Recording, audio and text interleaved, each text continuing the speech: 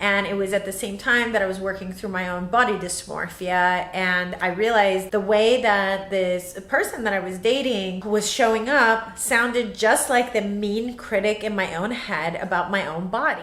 So today I want to introduce you to the mirror method and how it works with narcissistic relationships or narcissistic abuse. Quick recap on the mirror method. The mirror method is the concept of looking at any relationship that you have as showing you a mirror to yourself. Either it is a reflection of who you are or your shortcomings, or a projection of the habit of the way you think or see and perceive people, or the habit of your heart to be either hurt by people. And the term that does describe that a little bit, especially in terms of pain, is the concept of trauma bonding. So you can think of it through the concept of trauma bonding, but it's also going to help you come out of the victim position or the victim mode of being in a narcissistic abusive relationship. I personally had an experience of being in a narcissistically abusive relationship, and I had to really use this mirror method to understand what was happening. And it was at the same time that I was working through my own body dysmorphia, and I realized the way that this person that I was dating was showing up sounded just like the mean critic in my own head about my own body. It took me a while to make that connection, because at first I felt really like victimized, and I didn't like the way that I was being spoken down to, and I didn't understand why I was even in a situation like this to begin with. And at the same time, I was really working on my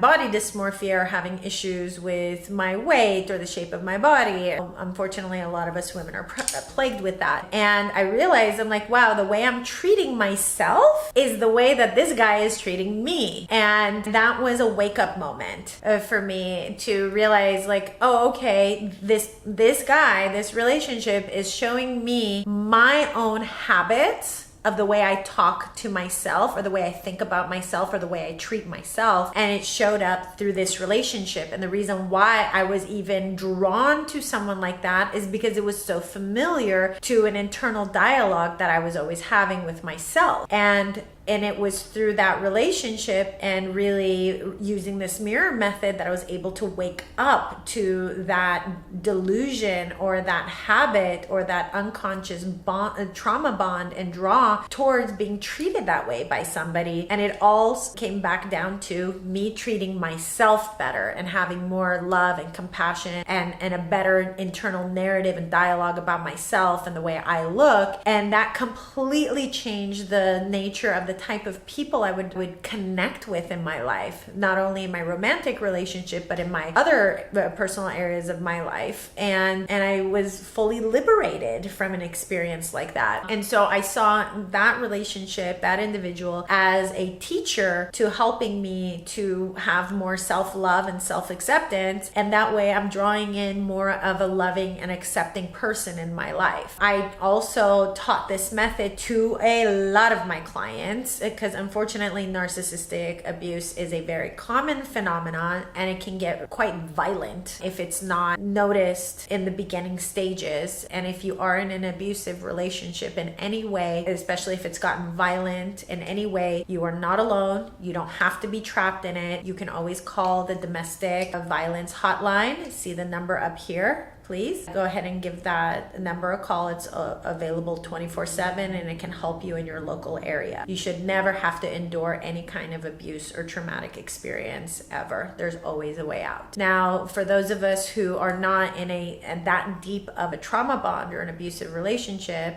going back to my clients, I can share one of my client cases where she was in an narcissistically abusive relationship. Her partner at the time had no empathy for her in any way, had no sense of compassion, spoke down to her all the time, criticized her, constantly compared her to other women and made her feel really bad about herself. And she had an eating disorder, which made her eating disorder flare up, and then she would gain weight and then feel more inadequate. And then her boyfriend would constantly tell her how much weight she's gained, how bad she looks, and how she could never look like another woman who's really slender. And this cycle just kept repeating repeating between them over and over again. And he was like, well, I'm just speaking facts to her, or I'm going to help her because I know that she's upset and uncomfortable about the way she looks. And my intention isn't to be hurtful to her,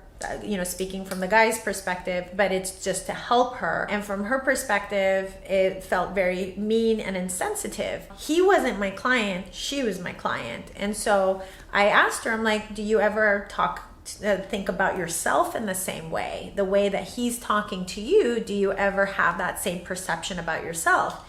And she had this light bulb moment of, yeah, I actually do compare myself to other women all the time. And, I do feel bad about this one spot of mine, the way it looks. And then, when I'm upset about it, I'll binge eat. And then it will become even a bigger issue for me. And once she realized that the way this relationship was showing up in her life, the way this guy was showing up in her life was a direct relationship of the way she was showing up with herself. When that light bulb went off and she started doing the corrective behavior and the corrective experience, which was to have a more compassionate dialogue with herself, to change the habit of her negative self-talk to the habit of positive self-talk and gratitude for all the things that are great about her, that relationship started to dissipate and go away. And I can say that she is now in a really fulfilling relationship where she feels really cared for and honored and respected for the way she is, because she started respecting herself for the way she is. So that's just one example of the mirror method and how to overcome, in this case, a narcissistic abusive relationship, and seeing how your specific content, if you have ever been in a relationship with someone, whether in a romantic sense, a friendship, family, and with coworkers in your community, if someone was just really hurtful with the way that they spoke to you, can you look back and see where you have been treating yourself that way? Have you ever looked at yourself in a negative way? Or do you have a habit of putting yourself down, or having a lack of worthiness, or a lack of self-love?